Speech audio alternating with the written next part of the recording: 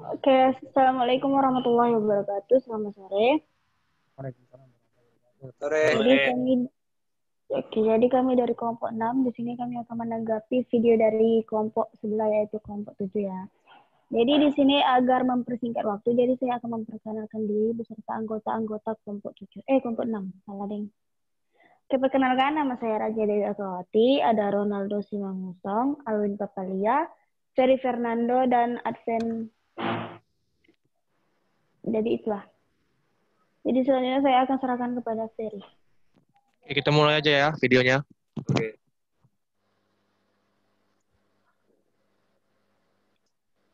Teman-teman siap. Tuh, selamat malam mengenai kita berdiskusi. 90 10 kenalkan nama saya Priscila saya.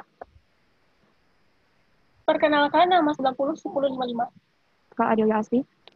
NIM 4231 90 10 58. Ya, perkenalkan nama saya Rizky. Oke, terima kasih teman-teman sudah memperkenalkan dirinya. Nah, sekarang kita akan masuk ke materi yang akan didiskusi. Nah, kali ini kita dapat materi tentang mesin turbin nih. Nah, buat teman-teman mungkin ada yang mau menjelaskan tentang pompa sentrifugal dan kompresor sentrifugal startup dengan sistem pengemudi turbin. Silakan. Baik, terima kasih Utin. Nah, di sini saya akan menjelaskan sedikit dulu materi chapter 7 ini ya. Jadi pada chapter 7 ini kita tuh ngebahas tentang pompa sentrifugal dan kompresor sentrifugal startup dengan sistem pengemudi turbin.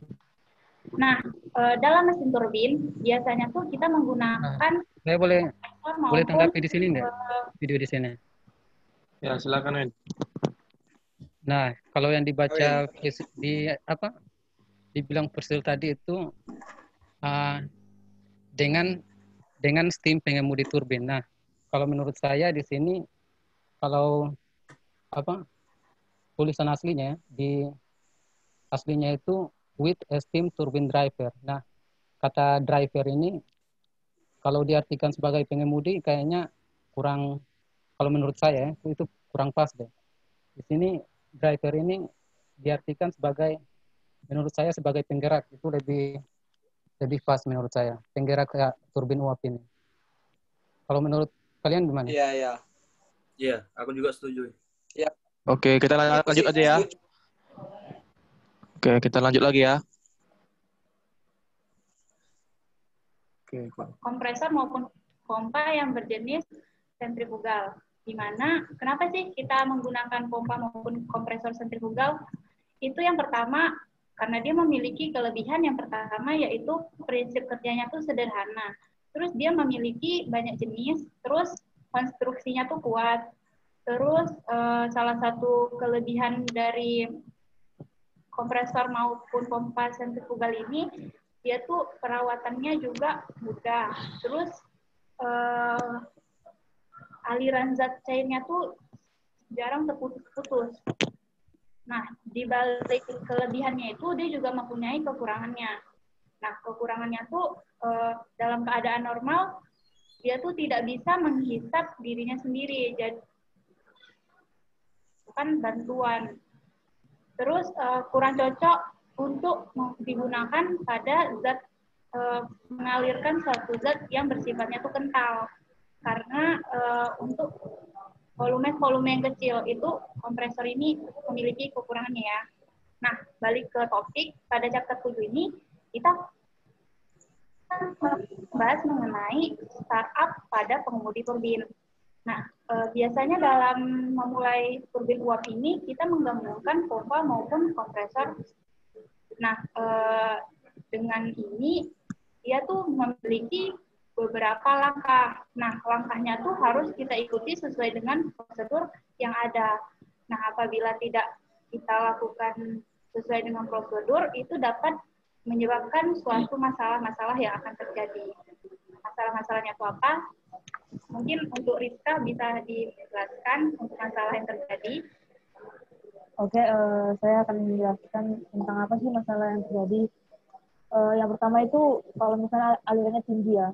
Kalau misalnya alirannya itu tinggi, itu bisa menyebabkan kavitasi. Di mana kavitasi ini itu perubahan fase uap dari zat cair yang sedang mengalir. Nah, karena tekanannya berkurang hingga di bawah tekanan uap jenuhnya. Terus masalah yang kedua itu kalau alirannya rendah. Aliran rendah pada kompresor sentrifugal itu bisa menyebabkan kondisi lonjakan. Selanjutnya itu di dalam masalah ini itu pasti ada penyelesaiannya kan. Nah, penyelesaiannya itu bisa dijelasin lagi sama Putri. Nah, terima kasih Rizka. Nah, jadi penyelesaian masalah-masalah yang terjadi itu kita dapat. Kenapa, Win? Kalau yang dibilang siapa? Dibilang Rizka. Rizka tadi akan mengalami kondisi lonjakan. Kalau di sini, kalau menurut kalian apa yang melonjak di situ? Akan mengalami kondisi lonjakan. Apa yang melonjak di situ? Mungkin kalau menurutku kayak tekanan berlebihan gitulah mungkin. Ada tekanan berlebih mungkin. Tekanan yang melonjak. Enggak cairnya mungkin. Ada yang tahu? Oke. Kita tonton aja sampai habis dulu ya. Coba. Kita lanjut aja ya. Oke. Harus memahami dulu apa sih prosedur dalam men-startup mesin turbin ini. Nah, yang pertama kita harus mengetahui bahwa peraturan penciptaan turbin uapnya. Yang kedua, kondisi desain turbin uapnya seperti apa. Terus yang ketiga, mesin yang digerakkan. Nah, mesin yang digerakkannya ini bisa dari aturan pencipaannya, terus sifat fluidanya, bersifat apa, terus kondisi pasokannya. Lalu ada syarat-syarat dalam prosesnya. Nah, yang keempat itu ada sistem kontrol mesin yang digerakkan seperti kontrol aliran, kumpahan, maupun lonjakan sistem dalam kontrol. Nah, semua ini harus kita ikuti dengan baik dan benar sesuai dengan arahan yang ada. Apabila kita tidak mengikutinya, itu dapat mengakibatkan suatu tekanan mekanis maupun suhu dan kondisi getaran yang tidak normal. Dan itu mampu menyebabkan kegagalan pada saat kita men-startup turbin ini. Nah, prosedur ini juga harus ditambah dengan rekomendasi pabrikan atau fasilitas proses yang pengalaman. Karena suatu jenis prosedur maupun rekomendasi pabrik itu apabila tidak rekomendasi itu bisa juga kualitasnya jelek dan bisa merusak turbin juga ya. Nah, mungkin itu untuk pembahasan singkat dari saya. Saya kembalikan ke moderator.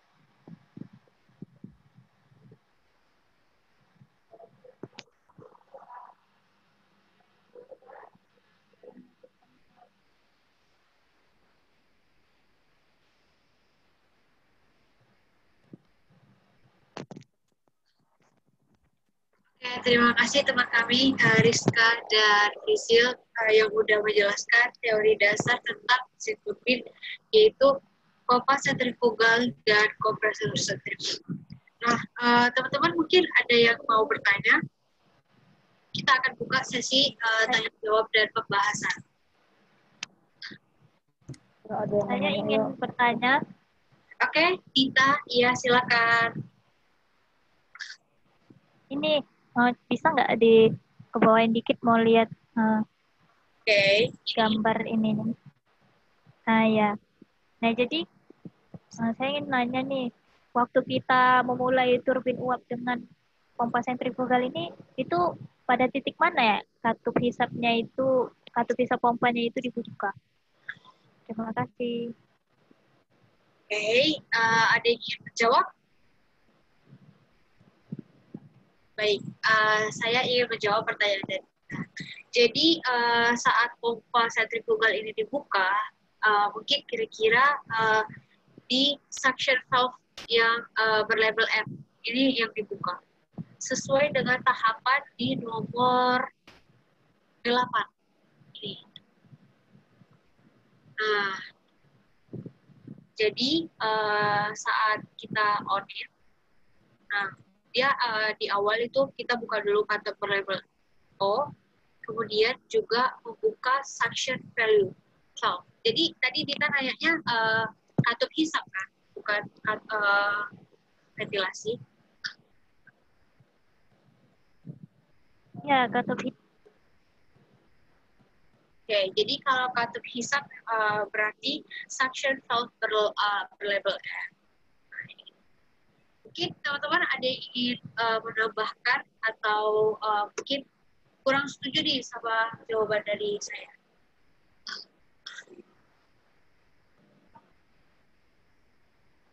Oke, mungkin Dita, apakah sudah bisa menerima penjelasan dari saya? Sudah jelas. Terima kasih, Din. Terima kasih, Dita. Teman-teman yang lainnya mungkin ada yang ingin bertanya?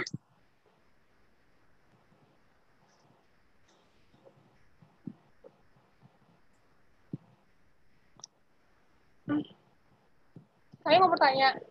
Oh iya, oke. Katup pelepasan pompa terbuka. Oke. Aku nanya. Ya. Ketika katup pelepasan pompa terbuka, Ya. dan kita melihat bahwa pompa berputar ke belakang, apa yang terjadi pada katup periksa? Baik, saya akan menjawab pertanyaan dari Elsa. Buat Putin, boleh minta tolong di-scroll ke bawah lagi. Oh, rupanya pertanyaan di akhir itu dibahas mereka di awal rupanya. Iya. Oke. Ya, pertanyaan-pertanyaan yang apa? Yang sensitif itu mereka tanyakan di sini. Iya.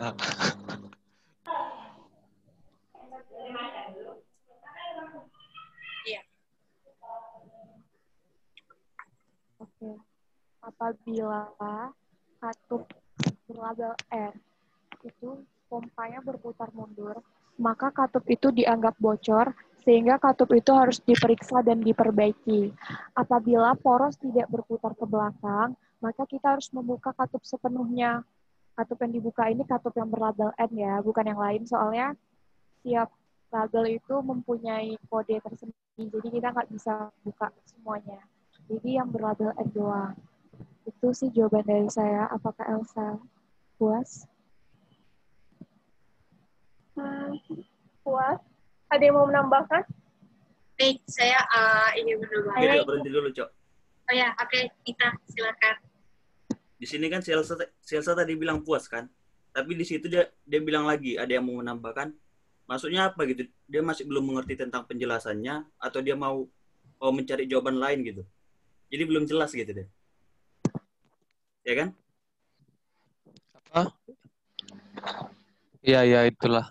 Enggak, soalnya ini yang pertanyaan yang di akhir itu jawabannya yang di situ juga. Jadi itu cuman mungkin yang menambahkan aja kayaknya jawabannya. Di akhir itu ada nanti. Kita lanjut aja ya. Oke.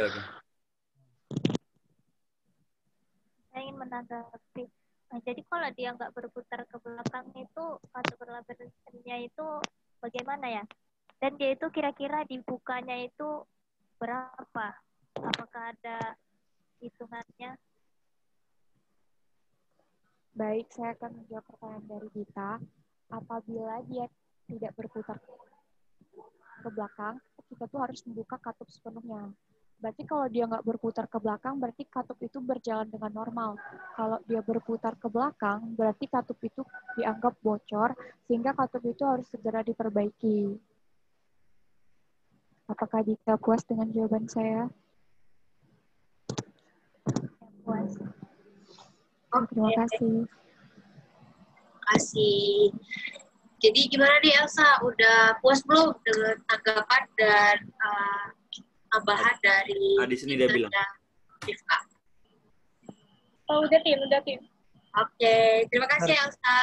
Nah, teman-teman yang lain ada yang ingin bertanya belum? Ya. Enggak, lanjut. Ada yang ingin bertanya nggak?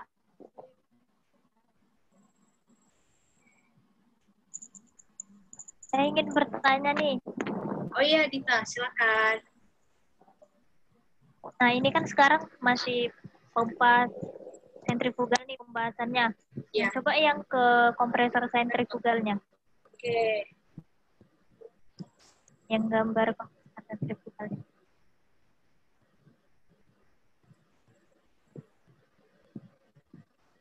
Oke. Nah, jadi saya ingin bertanya nih, kira-kira posisi apa sih yang harus dimiliki oleh katup anti lonjakan ASP? Nah nih, kan itu anti charging valve atau ASP. Nah, memulai kompresor sentrifugal itu posisi apa yang harus dimiliki oleh katup?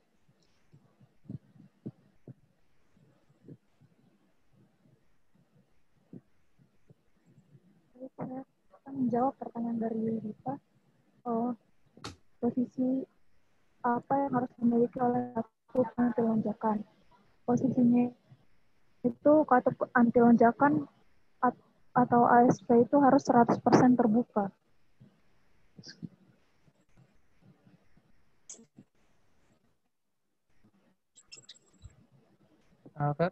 Kira-kira itu pada langkah Lanjut dulu. Kita mau ngomong apa nih? Lanjut dulu.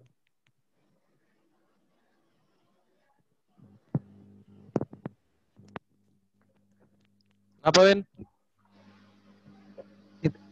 Dita mau ngomong apa tadi ya? Tadi dari jawaban dari siapa ya? Halimah ya? Menit ke berapa? Menit ke 13.50 berapa? 8. Katup anti lonjakan. Nah itu. Ini itu katup anti lonjakan atau ASP itu harus 100% terbuka. Oh, Nah, di itu. ini nggak nampak orangnya. Orangnya nggak nampak ya? Yang jawab. Dia matikan kamera, Nah, Cuk. Iya, di bawah. Di bawah dia. kira-kira itu pada langkah keberapa ya?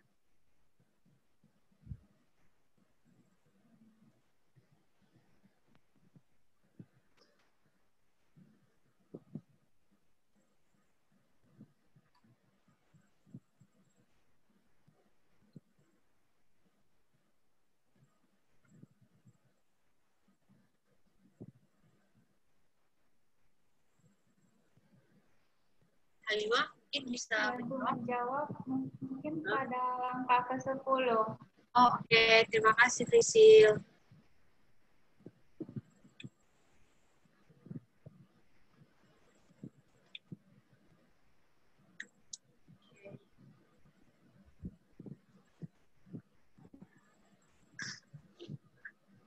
Mungkin ada tambahan lagi dari teman-teman lain untuk pertanyaan dari Dita ya mengenai katup anti lonjakan atau ASP.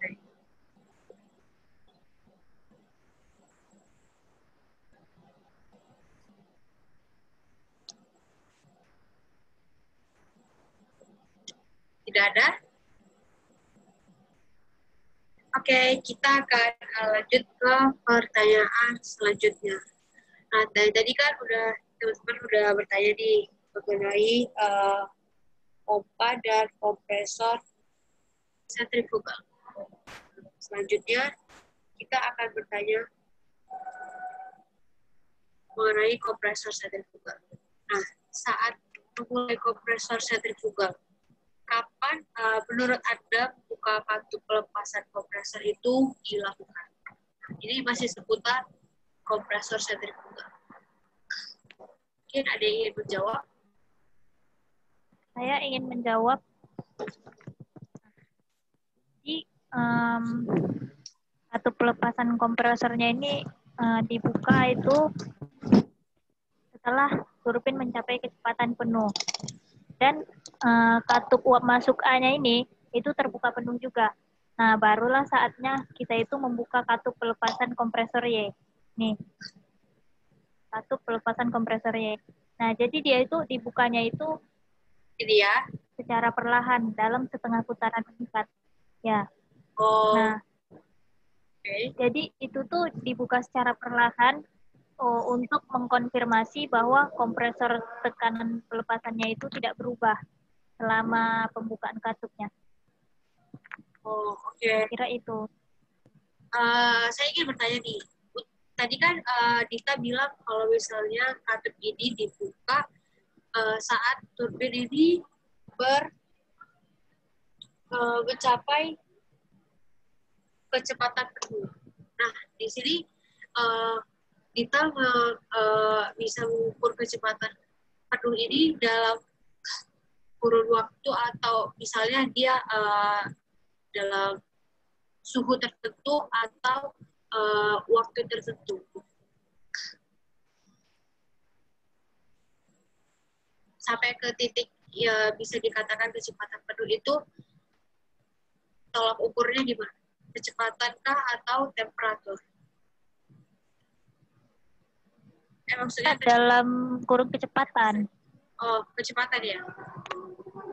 Iya. Jadi kecepatan turbinnya itu harus mencapai kecepatan penuh turbin uapnya. Oh, ini turbin uapnya di low pressure atau medium pressure atau intermediate?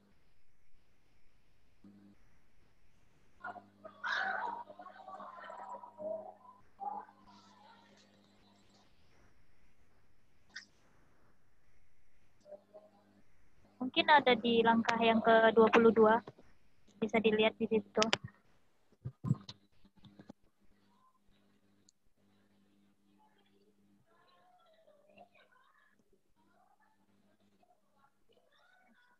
Di sini tidak dijelaskan ya, itu pada low pressure atau medium pressure atau high pressure. Karena kita kan berpacu ke langkah-langkah yang sudah diberikan ini. Tapi kalau berdasarkan ini tidak dijelaskan. Dia itu mencapai kecepatan penuhnya itu turbin uapnya pada HP turbin atau medium turbin itu nggak dijelasin. Berarti ini bisa diukur tidak hanya di salah satu turbin saja kan? Jadi dia bisa diukur di kecepatan turbin uap HP turbin, P turbin, dan LP turbin. Oke. Terima kasih Dita atas penjelasannya. Saya mau nanya dong. Ya. Kan kita tuh harus melepas katupnya itu secara perlahan. Itu kenapa sih harus secara perlahan? Dan langsung gede gitu, langsung buka semuanya, itu apa akan terjadi? Terima kasih. Nah, jadi katupnya itu memang harus dibuka secara perlahan. Nah, itu harus setengah putaran. Jadi dia itu untuk mengkonfirmasi bahwa tekanan pelepasannya itu tidak berubah selama kita dalam pembukaan katupnya. Jadi kalau misalkan dia keluar tekanannya tiba-tiba, nah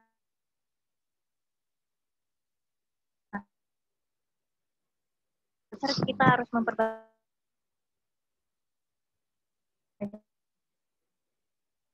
Ada yang ingin menambahkan jawaban dari saya?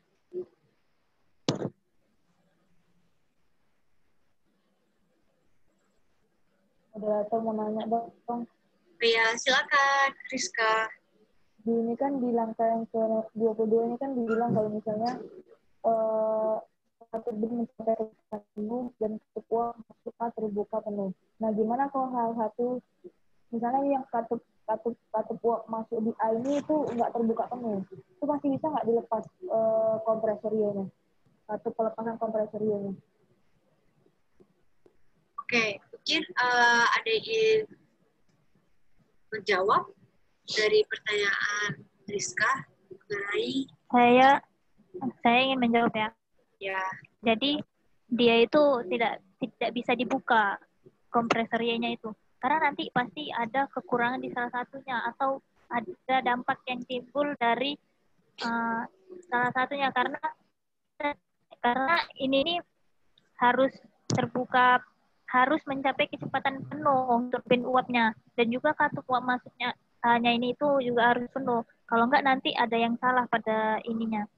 Jadi nanti dia nggak bekerja secara maksimal atau mungkin ada efek samping yang bisa diakibatkan kalau misalkan dua-duanya itu nggak mencapai kecepatan penuh. Oh, berarti dia harus mencapai kecepatan penuh dulu, baru yang katup pelepasan kompresor gini itu baru jadi buka ya, Bu?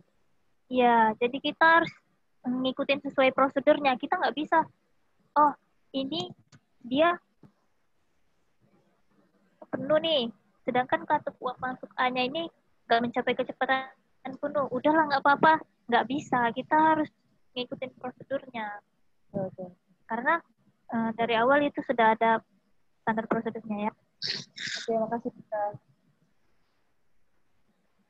Oke, berarti di sini kita juga diajarkan untuk melaksanakan sesuatu sesuai prosedurnya.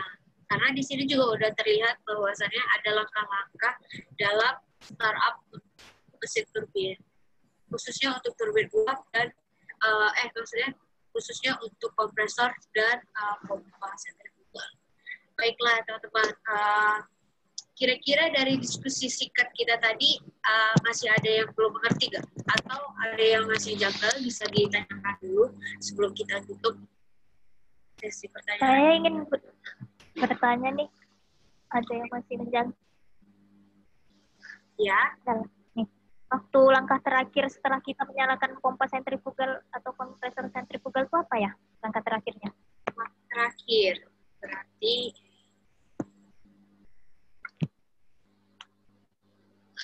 silakan, ada yang ingin jawab?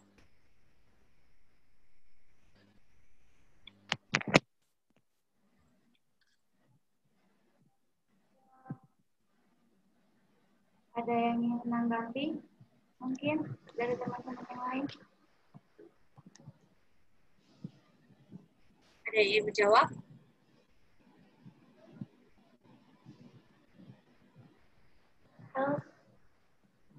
Elsa, suaranya bisa di-flash lagi kalau mau jawab. Weh, sabar, aku pause. Sa, suaramu gak kedengeran, Sa. Aku pause nih loh.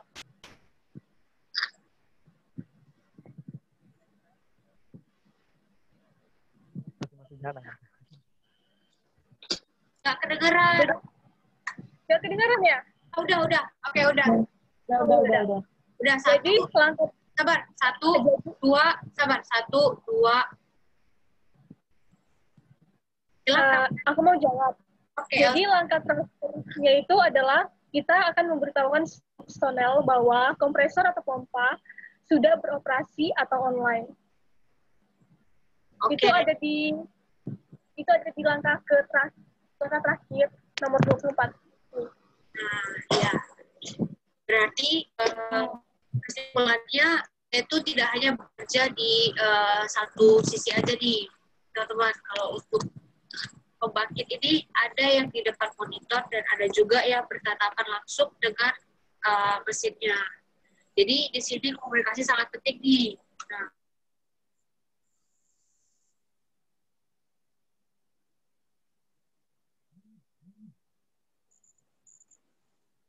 di outdoor itu mengetahui bahwa sekarang kompresor sedang dalam statusnya online. Gitu kan, Elsa? Iya, betul. Nah, bagaimana Dita? Tambahan dari aku. Oke. Nah, biasanya langkah terakhirnya itu kan memberitahu semua personil bahwa kompresornya atau pompa itu sedang beroperasi. Nah, itu tuh juga merupakan salah satu bentuk dari K3 ya, safety.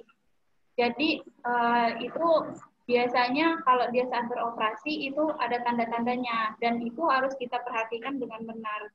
Dan juga dalam pengoperasiannya ini kita juga harus mengikuti sesuai dengan langkah-langkah yang ada. Karena ini merupakan upaya suatu terkoordinasinya mesin startup mesin turbin ini.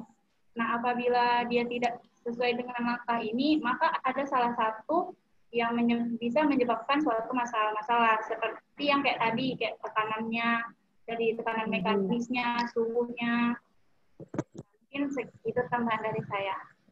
Oke, terima kasih Prisil. Ada lagi yang ingin menambahkan?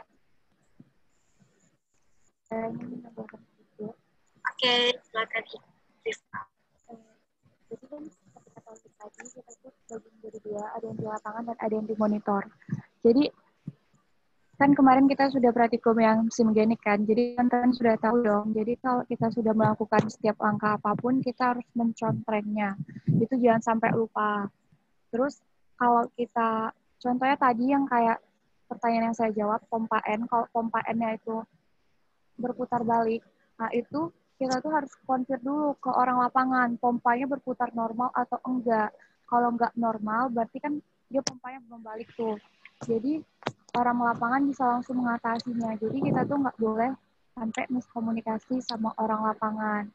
Jadi kalau ada kesalahan-kesalahan gitu, kita juga langsung bisa mengatasinya dengan cepat. Itu sih tambahan dari saya.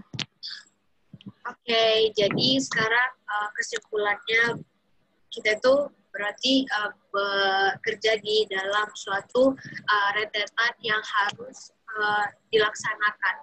Jadi kalau misalnya miss satu nomor atau satu langkah, mungkin akan terjadi miskomunikasi, itu bakalan berdampak besar ya ke mesin turbinnya.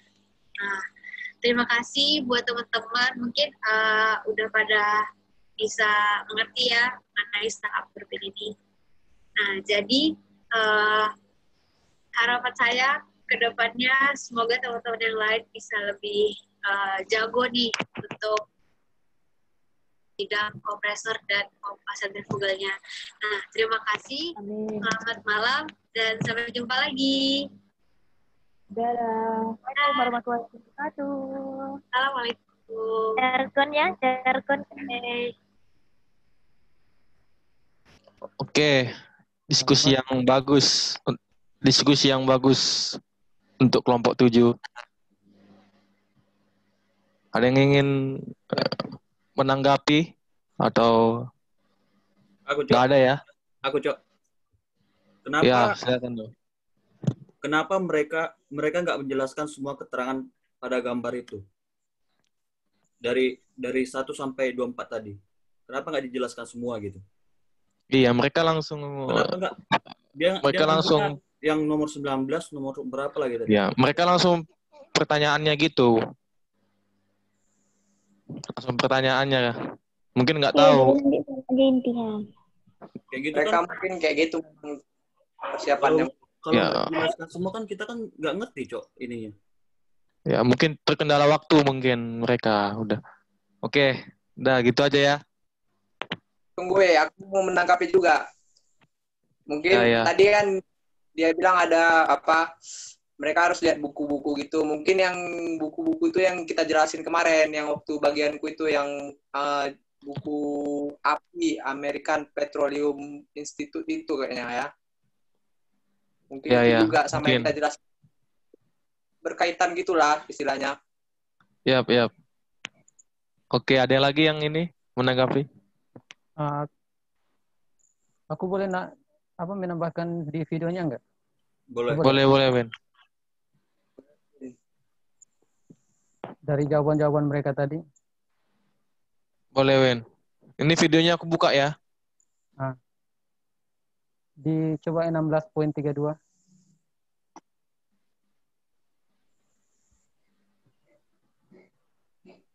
Itu tidak berubah. Jadi ya, secara pelepasan kompresornya ini.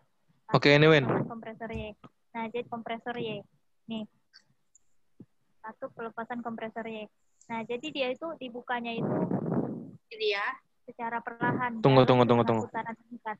Ya. Oh. Nah. 16. Berapa tadi, Win? Kalau 16.32. 32 ya. Oke.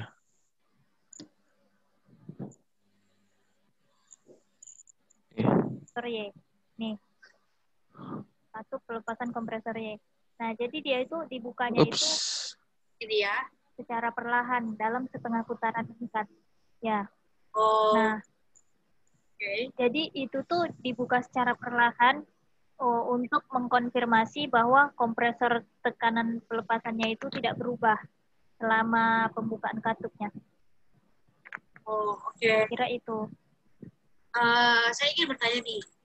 Tadi kan Dita bilang kalau misalnya katup ini dibuka saat turbin ini mencapai kecepatan penuh. Nah, di sini Dita bisa mengukur kecepatan penuh ini dalam Aku udah lupa cok menitnya misalnya gimana. dia emang. Kamu nanya apa Ini ya? ini Kamu aja deh. nambahkan apa? Langsung tambahkan aja, Win. Jawaban ini di jawaban H5 13.58. Ada satu lagi itu kayaknya. Kalau yang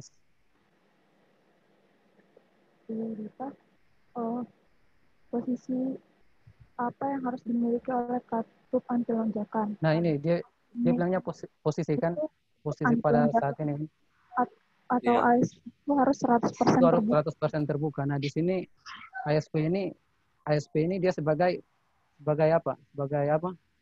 Dia untuk memanipulasi kondisi. Kira-kira itu pada Kalau jawaban H5 ini udah betul sih. Cuman saya ingin menambahkan kalau katup anti sarce itu dia untuk memanipulasi kondisi di mana ASP itu akan membuka apabila gejala sarce mulai terjadi. Dengan terbukanya ASP maka laju aliran suction yang kurang dapat dapat di backup oleh adanya aliran yang disirkulasi dari discharge akibat dibuka tadi. Nah, tapi setelah itu ASP ini harus ditutup juga, harus ditutup 100% agar kerja yang dilakukan dan energi yang dihasilkan itu menjadi maksimal sehingga power plant nanti tidak mengalami kerugian. Nah, itu aja sih yang saya mau tambahkan. Oke, udah sampai situ aja ya kita. Dari Dewi ada mau?